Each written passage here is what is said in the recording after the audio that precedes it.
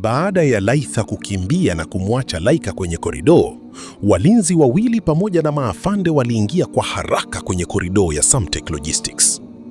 Laika alikuwa bado amesimama pale pale. Moyo wake ulikuwa ukipiga kwa nguvu. Alijua Laitha alikuwa amekimbia kupitia mlango wa nyuma, lakini hakujua kama polisi wangemkamata yeye kwa sababu ya kufanana naye. Afande mmoja akamsogelea na kumuuliza, "Kuna mwanamke yeyote umemwona kapita hapa?" Laika akatikisa kichwa. "Ndiyo afande." Alikuwa anaelekea wapi?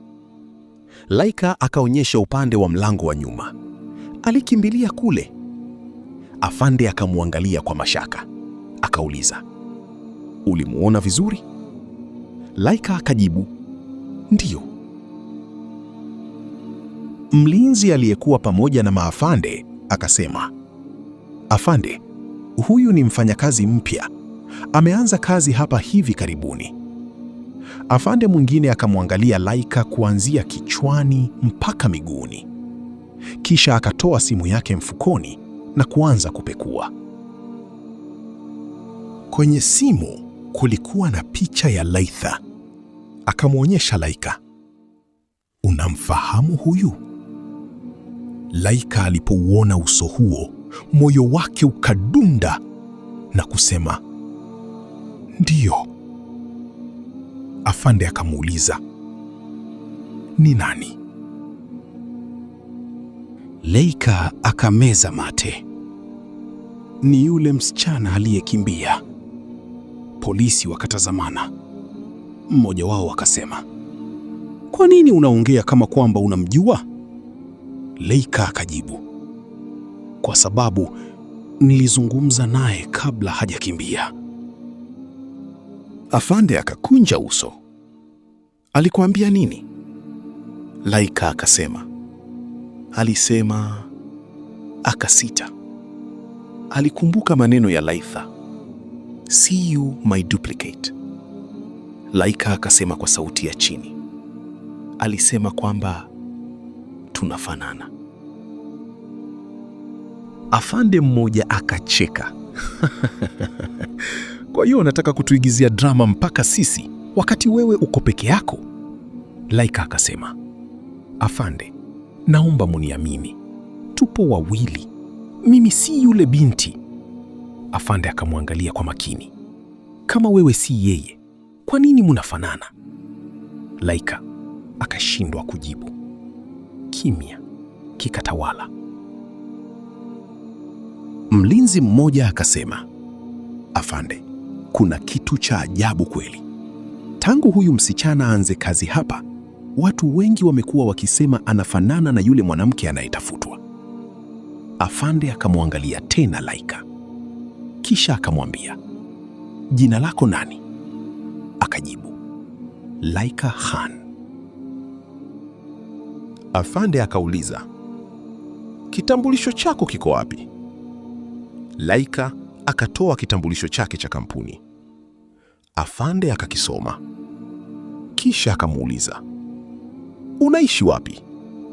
Laika akajibu. Afande akaandika taarifa zake kwenye daftari. Mlinzi mwingine akasema, "Afande, tungeweza kumshikilia mpaka tujue kama ni yeye au siye."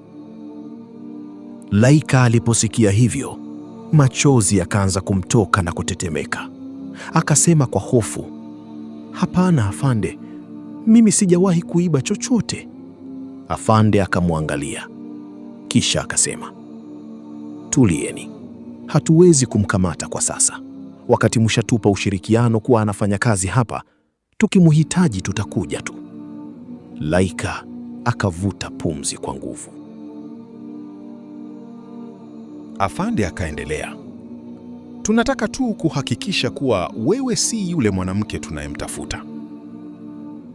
Baada ya muda mfupi, polisi waliamua kuondoka na kuendelea kumtafuta Laitha nje ya kampuni. Lakini kabla hawajaondoka, afande mmoja akamwambia Laika, "Usiondoke katika jiji hili bila ya taarifa. tutakuhitaji kama shahidi na pia kama tutahitaji ushirikiano wako. Laika akatikisa kichwa. Sawa afande. Polisi wakaondoka. Mara tu walipotoweka, Laika akakaa kwenye kiti kilichokuwa karibu. Miguu yake ilikuwa ikitetemeka. Shufaa akamkimbilia. Laika! Laika akamwangalia. Shufaa akamkumbatia. Uko sawa? Laika akafuta machozi. Sijui hata kama niko sawa. Shufaa akasema, usiogope. Wote tumeona kwamba wewe si yule mwanamke. Laika akanyamaza. Lakini moyoni mwake alijua jambo moja. Tatizo halikuwa limeisha. Lilikuwa ndiyo kwanza limeanza. Wakati huo huo, Laitha alikuwa tayari ametoka nje ya jengo. Alijificha nyuma ya lori lililokuwa limeegeshwa. Akaitupa ile sare ya kampuni kwenye pipa la taka. Kisha akasimamisha taksi. Kabla hajaingia, alitazama dirisha la ghorofa ya pili ya kampuni. Akamwona Laika akizungumza na Shufaa na kwa mbali maafande wakiondoka. Akatikisa kichwa na kusema, oh, maskini. Pole sana my duplicate. Lakini hakukuwa na huruma kwenye sauti yake. Ilikuwa ni dharau tu. Kisha akaingia ndani ya taksi na kuondoka. Akiwa ndani ya taksi, alikuwa na mawazo sana. Kila muda ile sura ya yule binti bado ikiwa inakuja machoni mwake.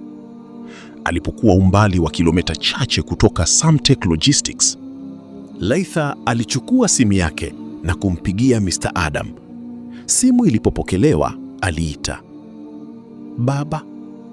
Mr. Adam akamuuliza, "Laitha, uko wapi? Polisi wanakutafuta." Laitha akatazama nje ya dirisha. Kwa mara ya kwanza, sauti yake haikuwa na mzaha. Alisema, "Baba, leo nimemuona msichana anayefanana nami kabisa kwa kila kitu." Upande wa pili wa simu ukatulia. Mr. Adam akanyamaza kwa sekunde kadhaa huku akiwa amepatwa na mshangao. Mikono yake ikaanza kutetemeka. Akauliza, "Umesema anafanana na wewe?" Laitha akajibu, "Ndiyo." Mr. Adam akakata simu bila kusema neno. Moyo wake ukaanza kwenda mbio. Siri aliyodhani imezikwa kwa miaka 22 ilianza kugonga mlango wa maisha yake tena. Laitha akashangaa. Kwa nini baba amekata simu? Haiwezekani. Sipaswi kulifumbia macho jambo hili. Lazima nijue ukweli. Kuna kitu hapa. Uenda wazimu wake ukampanda na kutamani hata angekuwa na uwezo wa kuruka na kufika nyumbani kwao. Kazi ipo. Mimi nikwambie tu, tukutane kesho insha Allah kuja kuangalia episodi ya 7. Tumuone nini Laitha atakwenda kukifanya kwa baba yake. Hakuna asiyemjua Laitha namna alivyokuwa mwenda wazimu. Vipi kuhusu Shamil na ukweli wa mapacha? Nadhani haya yote jawabu lake lipo kwenye episodi ya 7 hapo kesho inshallah, usiku mida ya saa 2 hapa hapa katika chaneli yetu ya Hekima za Kale. Ila ningependa kutoa ratiba ya kuposti video zetu. Kikawaida video tunaposti siku 2 kisha siku 1 hatuposti. Ukiona siku ya kuposti sijaposti, ujue kuna dharura za kibinadamu zilizo nje ya uwezo wangu. Kama una ushauri, maoni, basi weka komenti yako hapo chini.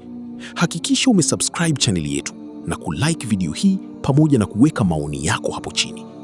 Bye. Tuonane kesho inshallah usiku hapa hapa Hekima za Kale.